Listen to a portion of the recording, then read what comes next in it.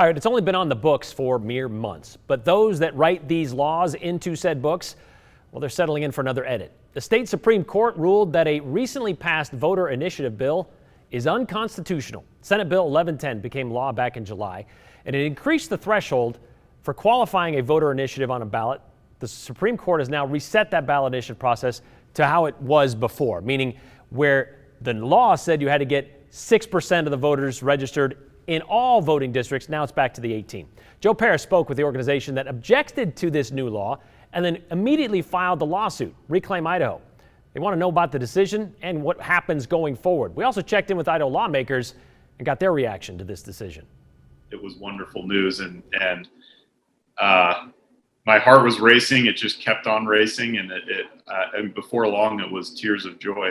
That was the reaction from Reclaim Idaho co-founder Luke Mayville when he learned about the Idaho Supreme Court's ruling on whether or not a newly passed voter initiative law was constitutional.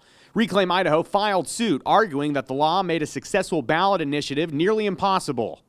It was really something to celebrate, to see the Idaho Supreme Court protect the rights of the people. The now rescinded law required signatures of 6% of registered voters in all 35 Idaho districts to qualify a ballot item. The law now returns to the previous requirement of 6% from 18 districts. It was unanimous. It was a powerful decision. It was a very clear decision.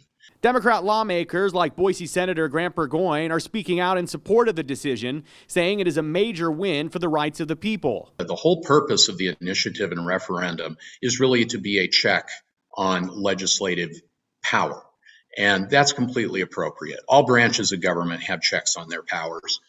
This is a sovereign right of the people. The law in question originally began as Senate Bill 1110. Supporters said that it better integrated rural Idaho into the process. During the legislative session, this is what bill sponsor Representative Jim Addis had to say about why he believed in the concept. I think the more people you have involved in helping create law, whether it's in the initiative process or in the traditional process, I think that's a good thing. It is not a Republican, Democrat, conservative, liberal issue. I think it's just really good policy. And if we start with good policy, we get better results, and that's what I'm for. Following the decision from the Idaho Supreme Court, House Speaker Republican Scott Bedke shared this statement saying, quote, "Members of the Idaho House Republican Caucus are disappointed at the Idaho Supreme Court's decision limiting the voice of rural voters. These changes to the voter referendum initiative process would have served to increase voter involvement and inclusivity, especially in the corners of the state too often forgotten by some. We believe that all 35 legislative districts, every part of Idaho, should be included in the important process. Unfortunately, the Supreme Court apparently disagrees." Boise Democrat Senator Janie Ward-Engelking disagrees that Senate Bill 1110 benefited rural Idaho. She says, if anything, it silences all Idahoans while not promoting rural engagement. In fact, it probably did more to discourage rural Idahoans from getting involved because they knew that one single district could veto, in essence, all the work of the rest of the state. Senator Burgoyne says he wouldn't be surprised if the voter initiative process is taken up again by Idaho lawmakers. He points to the Supreme Court's opinion, which highlighted a long battle on voter initiatives between the legislature and the people dating back to 1912. This history goes back over 100 years of trying to destroy this right. And the court has pushed back and pushed back hard, and I have no doubt that the courts will continue to stand up for the rights of the people and to stand up for constitutional government and to put the legislature back in its place. Mayville says his focus now returns to working on an education funding ballot initiative. He believes the Idaho Supreme Court sent a strong message to lawmakers in their ruling. Idaho lawmakers in the future need to understand that this issue has been settled by the court. The highest court in the land when it comes to Idaho has recognized the initiative process as a fundamental right that cannot be infringed upon at will by the Idaho legislature.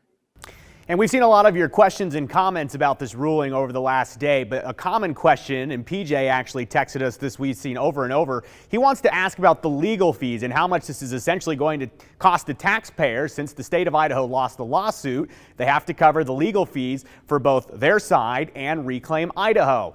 While the exact number for this case specifically is still being worked out, we do know it is likely going to cost hundreds of thousands of dollars, if not more. The people I spoke with involved with the case today tell me that the exact number is not available yet, but they know, based upon some of the amounts they're paying legal consultants, it's very expensive, in the neighborhood of $500 an hour in some cases. Brian, this is not new. The state of Idaho, the taxpayers have paid millions of dollars since 1995 when the state set up the Constitutional Defense Fund. Long story short, that's the pot that is paid out if the state of Idaho loses a legal challenge in the Supreme Court, like we've seen them do a number of times over the last several years. Okay, really quickly, what's that number again that it could be for this one? It could be hundreds of thousands of dollars, up towards maybe even $1 million. We will get that number as soon as it's available. All right, thanks, Joe.